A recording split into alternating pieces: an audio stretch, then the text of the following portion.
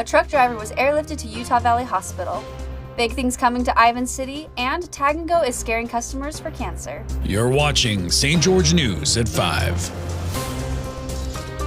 Good afternoon, I'm Amy Bennett. A Tuesday night wreck caused a complete closure of the southbound lanes on I-15 near Cove Fort. A semi-truck drove off the road and crashed near mile marker 132. The truck driver was airlifted to Utah Valley Hospital in Provo in critical condition. Police are still unsure of what caused the driver to veer off of the road. There are some big plans set to take place in Ivins that will bring restaurants, shopping, and more. Chris Reed has more on the story.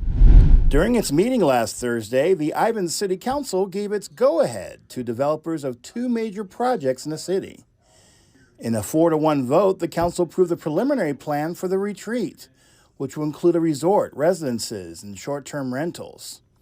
In a 5-0 unanimous vote, it approved the Boardwalk Village at Black Desert Resort that will include dozens of retail outlets, restaurants, and more than 1,200 underground parking spaces.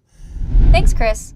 Utah is suing Meta along with several other U.S. states, claiming that they intentionally designed Instagram and Facebook features that harm the mental health of youth.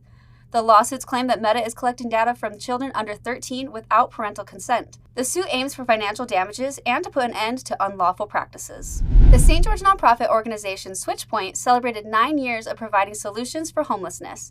Here's Eric George Gould with more on the event.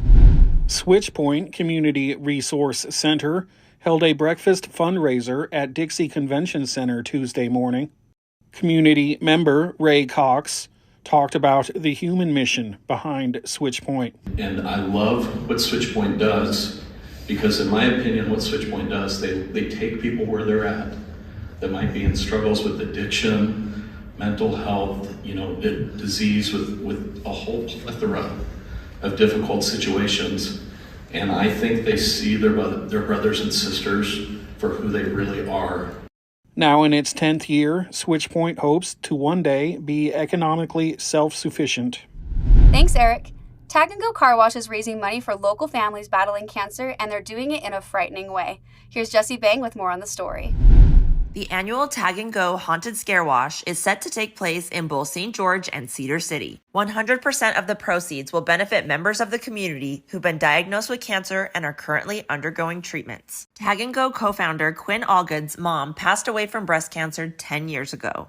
He said suffering the loss of a loved one is unimaginable, but the financial burden can be another heartache altogether. He wants those fighting cancer to know they're not alone and that the community has rallied up to support them. Thank you for watching St. George News at 5. I'm Amy Bennett with St. George News, your #1 source for local news. This has been St. George News at 5.